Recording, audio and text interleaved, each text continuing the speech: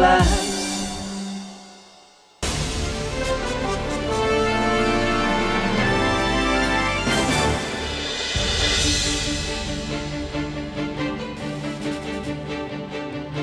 নমস্তে, আমি রিনি আপনাদের স্বাগত জানাই অ্যাপোলো ক্লিনিক্যালস ডিয়ার ডক্টর অনুষ্ঠানে। আমরা ডিয়ার ডক্টর অনুষ্ঠান শুরু করব প্রত্যেক পর্বের মতোই ভিজিটিং আওয়ার দিয়ে, যেখানে আজ আমাদের আলোচনা হবে ডক্টর ধীমান সেনের সঙ্গে, বিষয়বস্তু general medicine.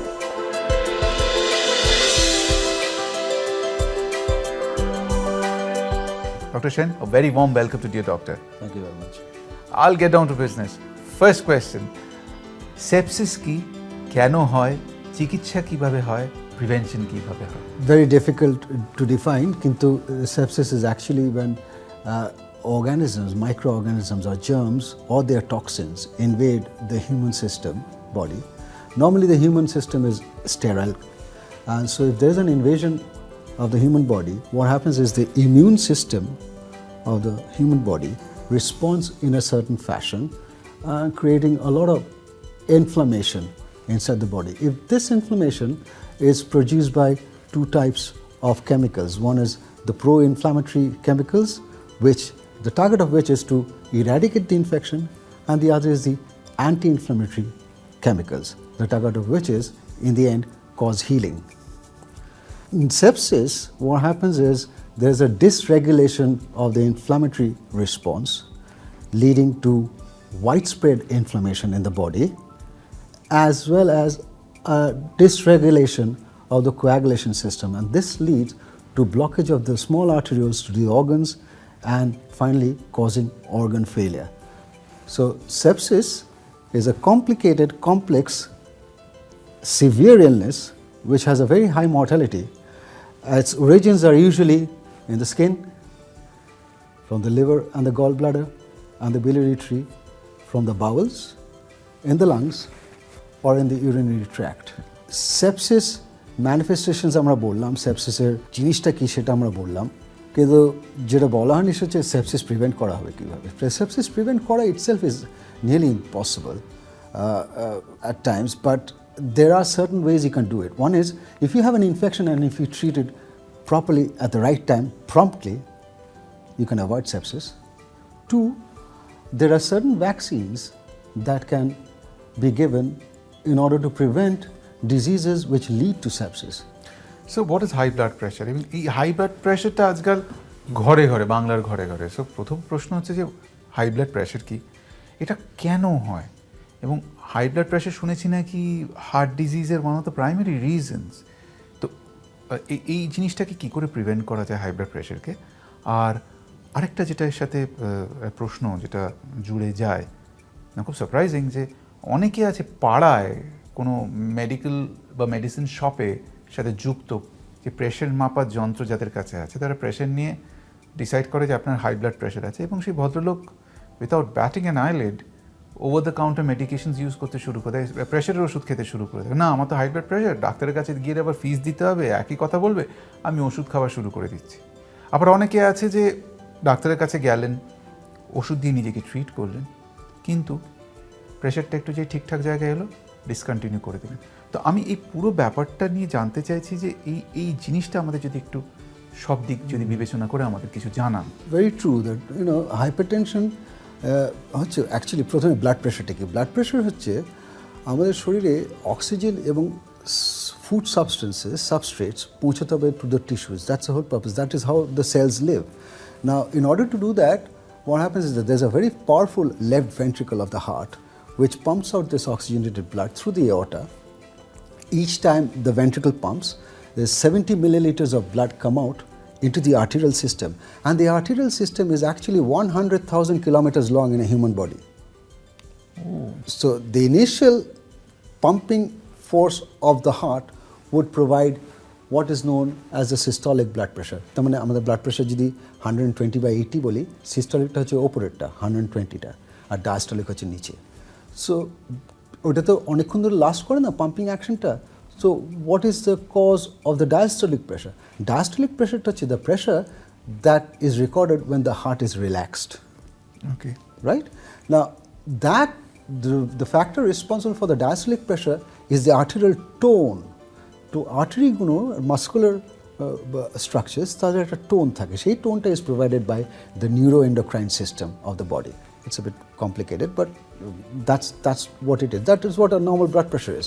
Now these are the complications that get the patient to a doctor. And what are the complications? The complications of blood pressure হচ্ছে heart attack, heart failure, renal failure, kidney failure, and a thing called stroke, with the paralysis হয়ে যায়, and finally at a rhythm disturbance of the heart, which is atrial fibrillation. Atrial fibrillation can give rise to palpitations, and it is something that has to be given anticoagulants regularly দিয়ে যেতে হবে. So it's very important to be aware that atrial fibrillation can also be caused by hypertension, and because when the patients finally come to the doctor, a heart patient, a high blood pressure patient, they land up with a complication. That's why it is known as a silent killer. See, the symptoms are actually not, patients are not made aware of the symptoms. Now, going to your third or the next question would be, what is this about people recording their own blood pressures and taking? Now, there is a difference of opinion between the British and the American. The Americans categorically say that within 1 minute, a person with a normal blood pressure, like you and me, আমাদের blood pressure can fluctuate anything between 5 to 15 millimeter mercury, and that's a huge fluctuation. So just one record of a high blood pressure doesn't mean that you've got high blood pressure. So the British have a different system from the Americans. The Americans have a system where you have to record a high blood pressure in the clinic in 2 visits, each visit being a week apart. Whereas the British would like to confirm a high blood pressure by recording a high blood pressure in 3 different visits, each 1 week apart. Sir term আজকাল শুনতে পাই steatohepatitis আর non alcoholic steatohepatitis, sir এই বিষয়টা যদি আমাদের একটু বলেন কি? Excellent. Normally কি হয়, in any given population, 20% of the population would have fat in their liver, but not all fat causes inflammation of the liver. When the presence of fat is so much that it causes inflammation of the liver, that's called steatohepatitis. And when the fat is present without the evidence of inflammation, it is known as non-alcoholic fatty liver disease. So fatty liver disease and non-alcoholic steatohepatitis are 2 different distinct diseases. And non-alcoholic বলা হয় কেন?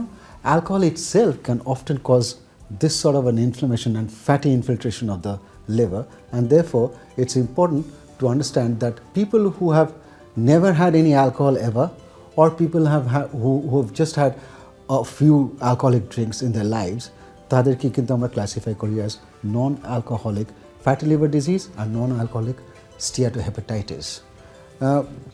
NASH এর পেশেন্টসদের মধ্যে nearly 70 to 75% of the patients are obese or diabetic, and about 20 to 80% of the patients have got dyslipidemia or hyperlipidemias. Hyperlipidemia's মধ্যে most important হচ্ছে high triglyceride levels and low HDL levels. This again forms a part of what is known as metabolic syndrome. একটু confusing terms গুলো, কিন্তু we'll get the hang of it in a minute.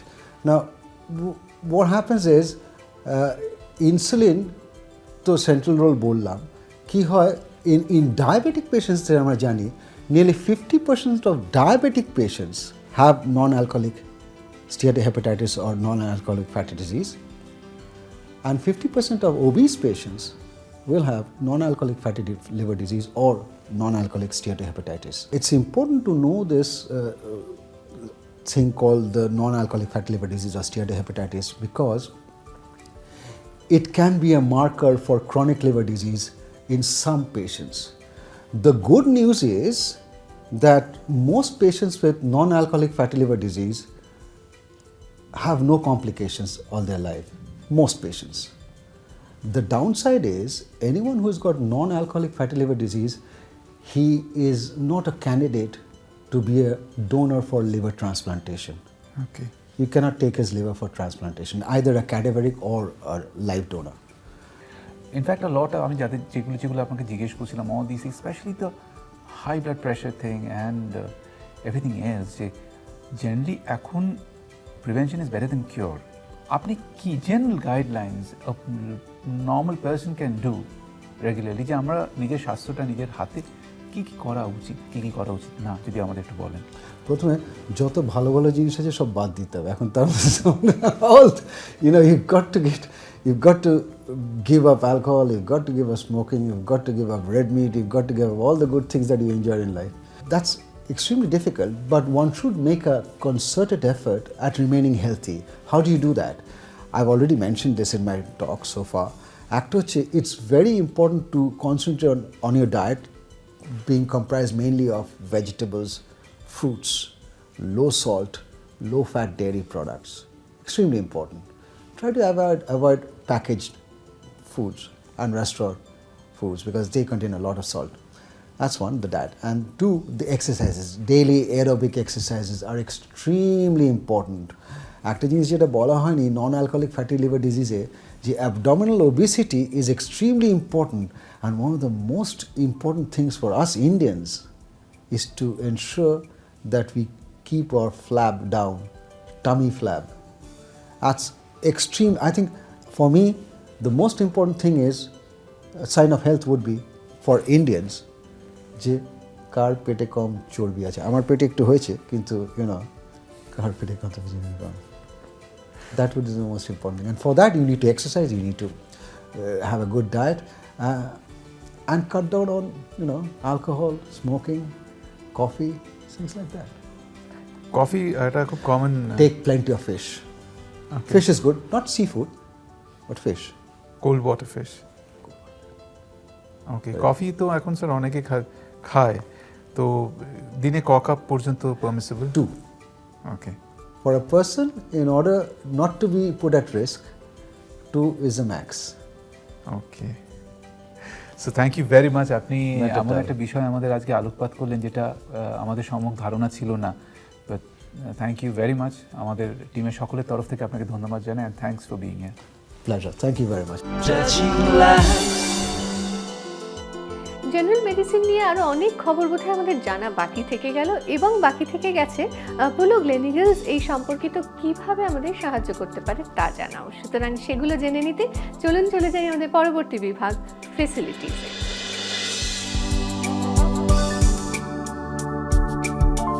General medicine, pneumonia. আমাদের লাংসে এক ধরনের ইনফেকশনের জন্য প্রদাহ বা inflammation হয়ে থাকে, যাকে বলা হয় নিউমোনিয়া। আমাদের শরীরের বুকের দুপাশে 2টি লাংস বা ফুসফুস আছে। প্রত্যেক ফুসফুসের আবার আলাদা ভাগ আছে, যাকে বলা হয় লোবস। সাধারণত আমরা যখন প্রশ্বাস গ্রহণ করি তখন বাতাস শ্বাসনালী বা ট্র্যাকিয়ার মধ্যে দিয়ে একটি বড় টিউব, যাকে বলা হয় ব্রঙ্কাই, এবং 2টি ছোট টিউব, যাকে বলা হয় ব্রঙ্কিওলসে যায়, এবং শেষ পর্যন্ত ছোট্ট থলি, যাকে বলে অ্যালভিওলাই, সেখানে পৌঁছয়। আমাদের উইন্ড পাইপ বা বাতাস যাওয়ার পথ এবং অ্যালভিওলাই উভয়ই নমনীয়। আমরা প্রশ্বাস গ্রহণ করলে বায়ুথলিগুলি বেলুনের মতো ফুলে যায়, এবং নিঃশ্বাস ত্যাগ করলে বায়ুথলিগুলি চুপসে যায়।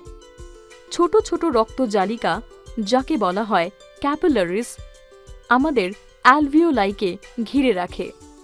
প্রশ্বাসের সঙ্গে সঙ্গে বাতাস থেকে অক্সিজেন আমাদের ক্যাপিলারিসে প্রবেশ করে, এবং ক্যাপিলারিস থেকে কার্বন ডাই অক্সাইড অ্যালভিওলাইতে প্রবেশ করে।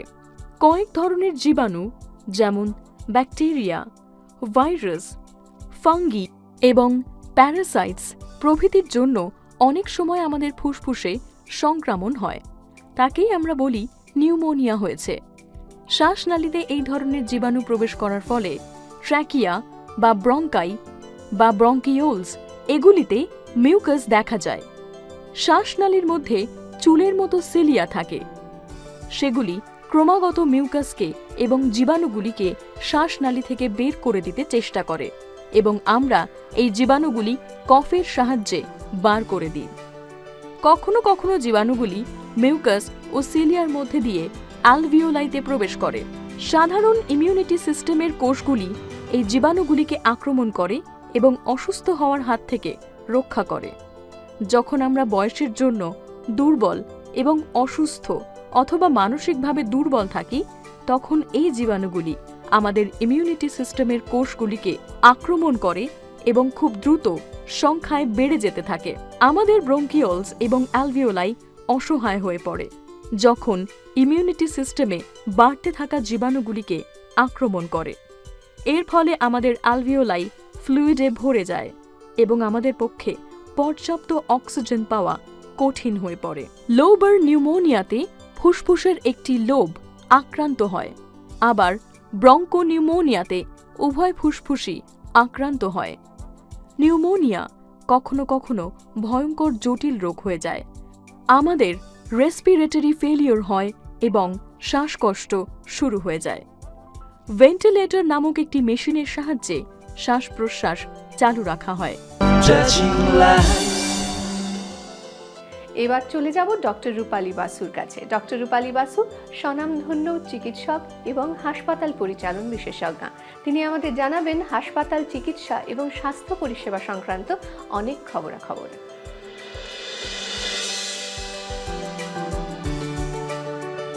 Namaste, good evening.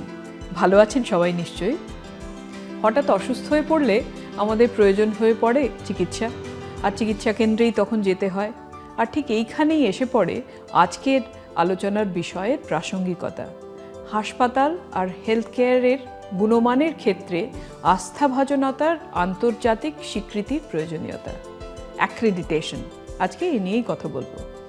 ইদানিং যেহেতু মানুষের মধ্যে স্বাস্থ্য সম্পর্কিত সচেতনতা ধীরে ধীরে বাড়ছে, তাই মানুষ যে কোনো স্বাস্থ্য সুরক্ষা সম্পর্কিত পরিষেবা প্রদানকারী কেন্দ্রে রোগীকে নিয়ে যাওয়ার আগে একটু ভাবছেন হাসপাতালের স্ট্যান্ডার্ড নিয়ে, ভাবছেন চিকিৎসা ও চিকিৎসকের গুণমান নিয়ে, গুণমানের জাতীয় বা আন্তর্জাতিক মানের আস্থাভাজনতার স্বীকৃতি নিয়ে বা অ্যাক্রেডিটেশন নিয়ে।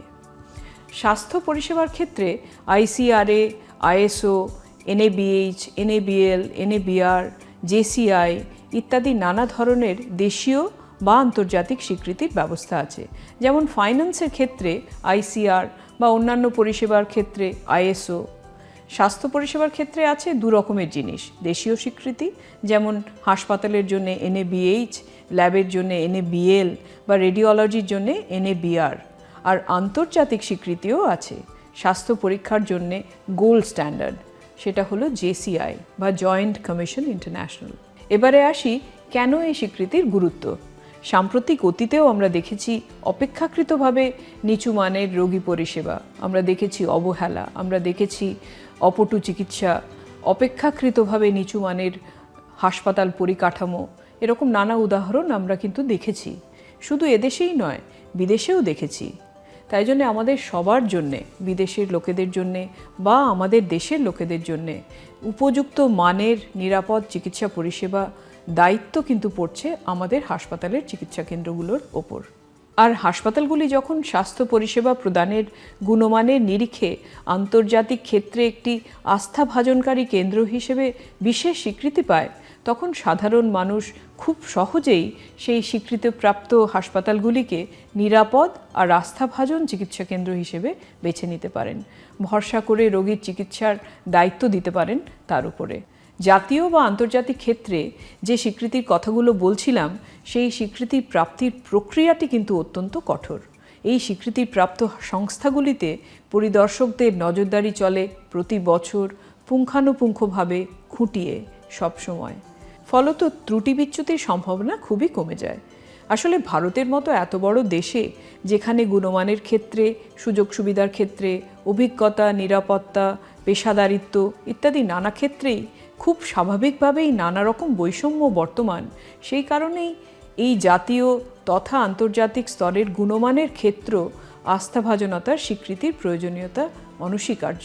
সামগ্রিকভাবে বলতে গেলে এটাই বলতে হয় যে আস্থাভাজনতার স্বীকৃতিপ্রাপ্ত বা অ্যাক্রেডিটেড হাসপাতালগুলিকে শুধু নামে বা কাগজ কলমে নয়, কার্যক্ষেত্রে প্রতিদিন প্রতিনিয়ত সারা বছর ধরে স্বীকৃতি প্রাপ্তির জন্যে প্রয়োজনীয় প্রতিটি শর্তাদি কঠোরভাবে মেনে চিকিৎসা পরিষেবা প্রদান করে যেতে হয় এবং এর মূল্যায়ন চলে নিরন্তর সব সময়। তাই আজকের আলোচনায় সাধারণ মানুষকে এই স্বীকৃতির বিষয়ে সচেতন করতেই তুলে ধরলাম কিছু তথ্য। আর চাই আপনাদের স্বাস্থ্যের নজর রাখার দায়িত্বও যেমন আপনি নেন, তেমনি স্বীকৃতিপ্রাপ্ত হাসপাতাল বা স্বাস্থ্য সংস্থাকে দায়িত্ব দেবেন আপনার স্বাস্থ্যে। আজ তাহলে এই পর্যন্তই, আবার দেখা হবে পরের সপ্তাহে। নমস্তে।